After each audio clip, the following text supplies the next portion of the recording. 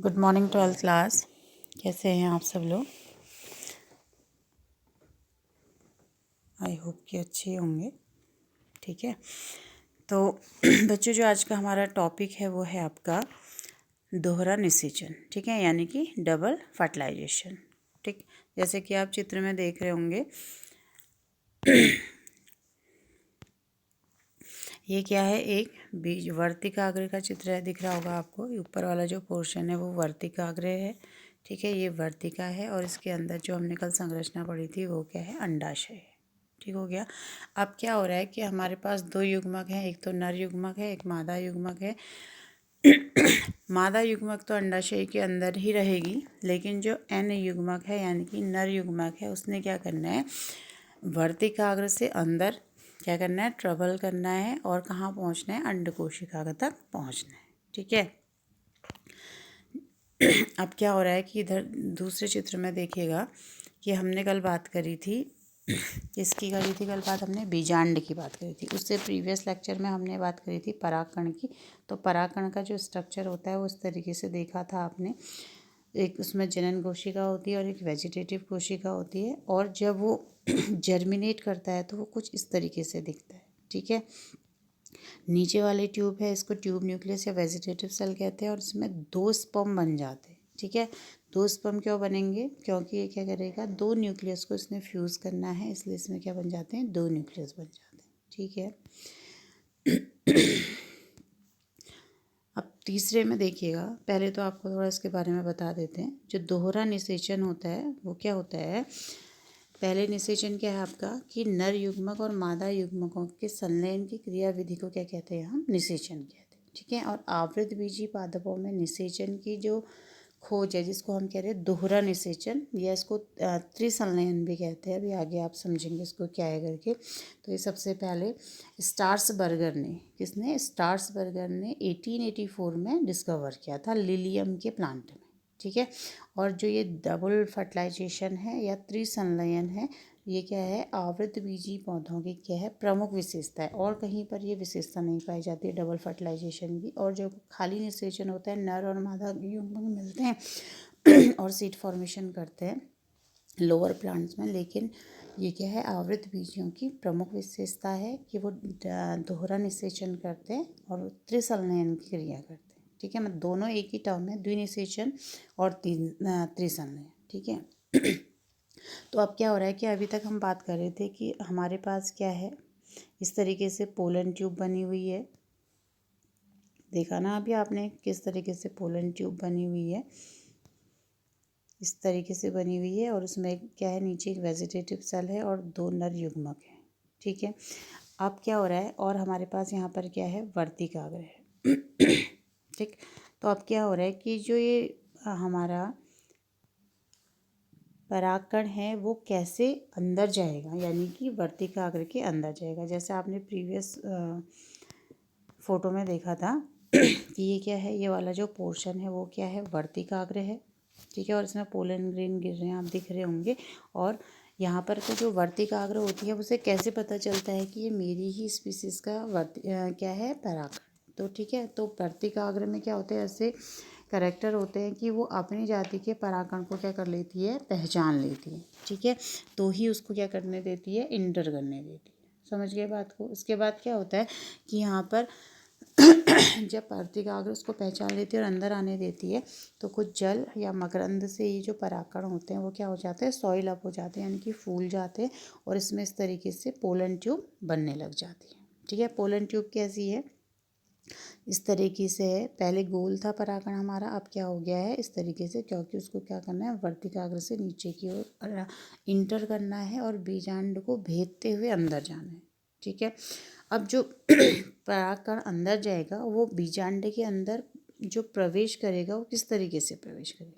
ठीक है, कल हमने क्या पढ़ा था कि जो बीजांड है वो क्या है, 8 न्यूक्लियकृत है और 7 केंद्र की है, और सबसे नीचे इस तरीके से उसमें क्या लगा रहता है, बीजांड द्वार लगा रहता है। यानी कि ये वाला जो पोर्शन था ये क्या था, बीजांड द्वार था। तो मोस्टली जो परागकण होते हैं, जैसे इस पिक्चर में देख रहे हो आप, ये क्या है, बीजांड द्वार से ही क्या कर रहा है, प्रवेश कर रहा है। ठीक है। तो ऐसे अगर परागकण बीजांड द्वार से प्रवेश करेगा तो उसको बोलते हैं हम पोरोगैमी, ठीक है, यानी कि अंडद्वारीय प्रवेश। क्या बोला मैंने?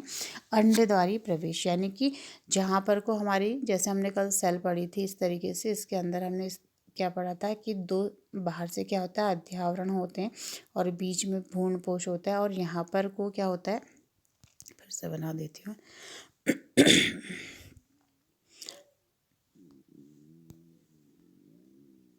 इस तरीके से हमने स्ट्रक्चर पढ़ा था, ठीक है, ये और ये।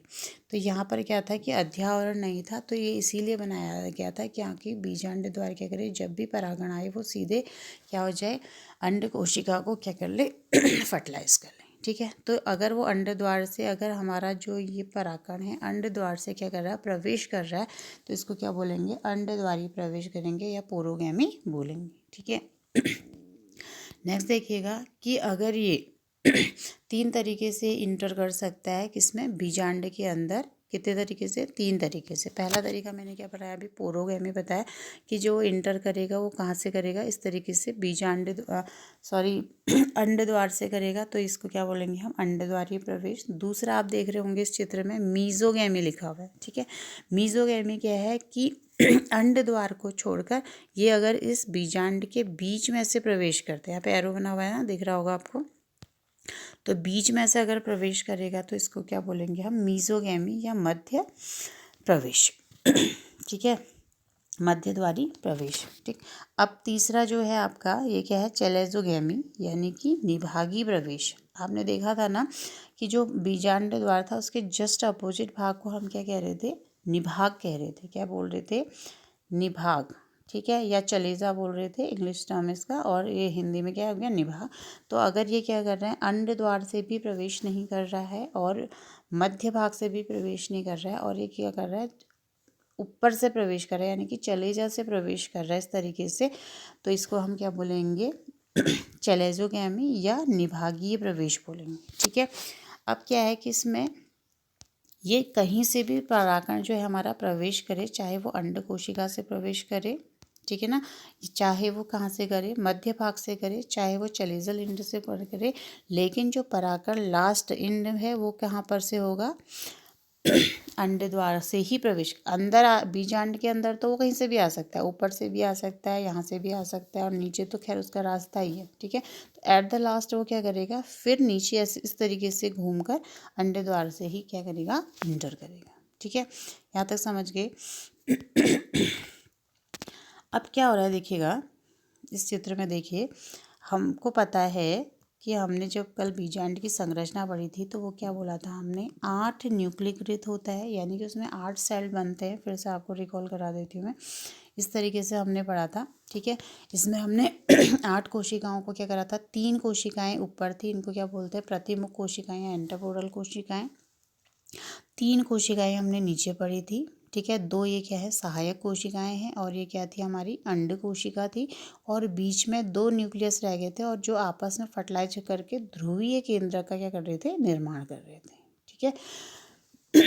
इतना याद है आपको, ठीक है। तो क्या था, एक बीजांड था हमारे पास जिसमें 8 न्यूक्लियाई थे, और न्यूक्लियाई का जो अरेंजमेंट था क्या था, 3 ऊपर की ओर लगे हुए थे और 3 नीचे की ओर लगे हुए थे, 6 हो गए। अब बीच में क्या थे, 2 बच गए थे, दोनों ने आपस में फ्यूज़ करके क्या कर लिया, 2n बना लिया। क्या बना लिया था यहाँ पे, आपका 2n बना लिया, ठीक है, समझ गए इतना। और हमारे पास क्या है, ये बीजांड का स्ट्रक्चर हो गया, और हमारे पास क्या है, परागण है, ठीक है। परागण क्या हो गए, वर्तिक आकृति में उनको एक्सेप्ट कर लिया है, और वहाँ पे पानी से वो क्या हो गए, फूल गए हैं, जिसकी वजह से उसमें क्या हो रहा है, एक तो यहाँ पे देखिएगा, एक तो ट्यूब न्यूक्लियस बन गया है, और 2 क्या बन गए, न्यूक्लियाई बन गए, ठीक है। तो क्या होगा कि जैसे ये किसी भी विधि से ये क्या करे, बीजांड के अंदर प्रवेश करे, तो क्या होगा कि सबसे पहले जो एक नर युग्मक है, ठीक है, पहले तो क्या होता है कि जैसे बीजांड में फिर से देखिएगा, यहाँ पर क्या होती है, सहायक सेल होती हैं, और उसमें कल मैंने बताया था ना कि तंतुमय समुच्चय पाया जाता है, इस तरीके से फिंगर लाइक स्ट्रक्चर पाए जाते हैं।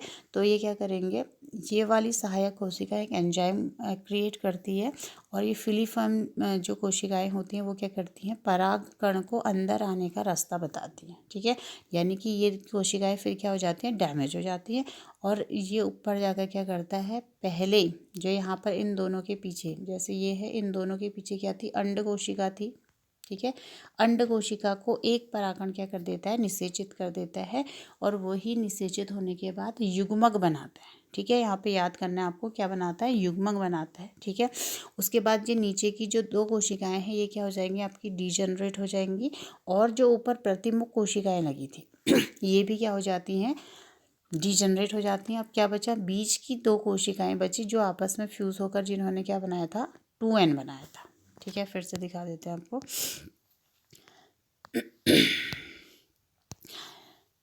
इसने अंदर प्रवेश करा। ठीक है, यहाँ पर को क्या था, अब हमने सहायक कोशिकाओं को नहीं दिखा रहे हैं, एक जो पोलन ट्यूब थी उसने क्या करा, अंड कोशिका को फर्टिलाइज कर दिया ऊपर की प्रतिमुख कोशिकाएं भी डीजनरेट हो गई हैं। बीच में क्या बचा है, हमारे पास 2n बचा है। ठीक है, ये याद करने वाली बात है, 2n बचा है। पहला जो हमारा यहाँ पर से क्या आया, परागकण आया, क्योंकि उसमें क्या है, 2 परागकण है, एक n ये है, एक n ये है।